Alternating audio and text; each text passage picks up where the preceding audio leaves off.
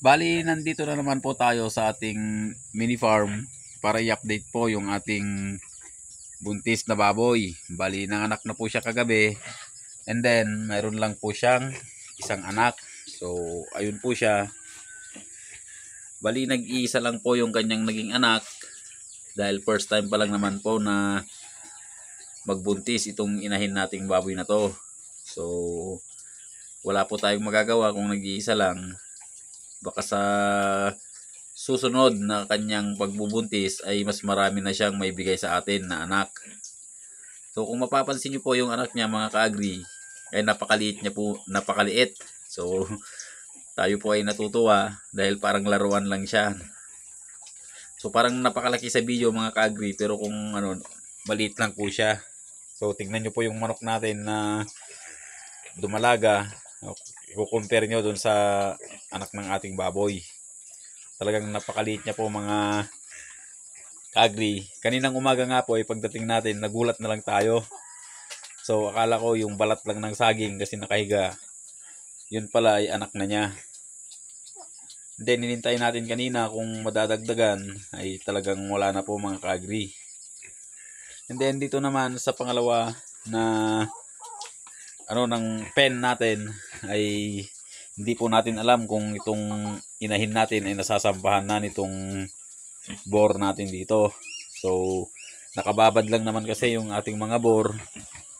So ayan po sila. Nakababad lang po sila sa mga inahin. Bali hindi po natin namomonitor kung sila po ay nasampahan na ng ating mga bore. Bali ang gagawin kasi namin dito ay ayusin muna yung isang dating kulungan ng baboy, or baka ilipat na lang po ito sa aming bagong area doon sa nabili naming lupa dahil nag-umpisa na po tayong maglinis doon.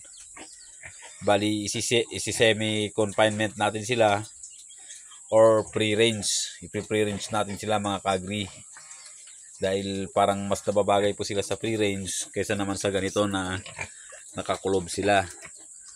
Although maganda naman yung kanilang mga pangangatawan ngayon mga ka-agri, dahil nga talagang hinahabol natin yung kanilang pagkain. So sinusubukan talaga natin kumuha ng mga organic na ipapakain. So ayan, nagpapadede siya. So ayan, kanina nakakuha na naman tayo ng gabi. Hinalo po natin sa darak mga ka-agri. Tuwing may oras po tayo mga ka-agri ay talagang naghahanap po tayo ng ating idadagdag sa kanilang pakain para naman po sila ay makabawi sa kanilang pangangatawan. Then yung unang binibili pala nating darak mga ka-agri, ayun po ay yung giniling lang po na ipa, kaya parang walang sustansya.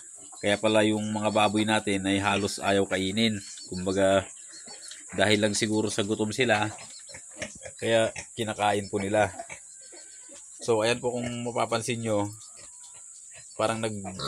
parang nasa po itong natin.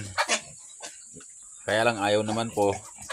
Pero kanina pa po kung ganyan itong mga inahin natin or itong mga bore natin, kahit ito kanina ay ganyan din po ang ginagawa. Bali parang nilalambing niya po yung inahin. So ayan po, kung makikita nyo, ganyan pa rin po. So hindi natin alam kung naglalandi itong babae o baka itong lalaki yung naglalandi mga ka-agri, kasi siya naman po itong masyadong aggressive. So ayun, bali may dagdag na naman tayo dito sa ating maliit na farm or mini farm. Kahit na nag-iisa lang, at least dagdag pa rin po yan mga ka-agri.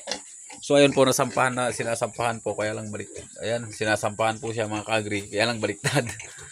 So parehas kasi silang virgin, kaya hindi pa niya alam. So ayun lang ang update sa ating native na baboy mga ka-agri. Bali yan lang po yung naging resulta ng kanyang panganganak. Meron lang pong isa. So sa susunod ay titignan po natin, baka sakaling mas marami na yung kanyang may bibigay sa ating anak.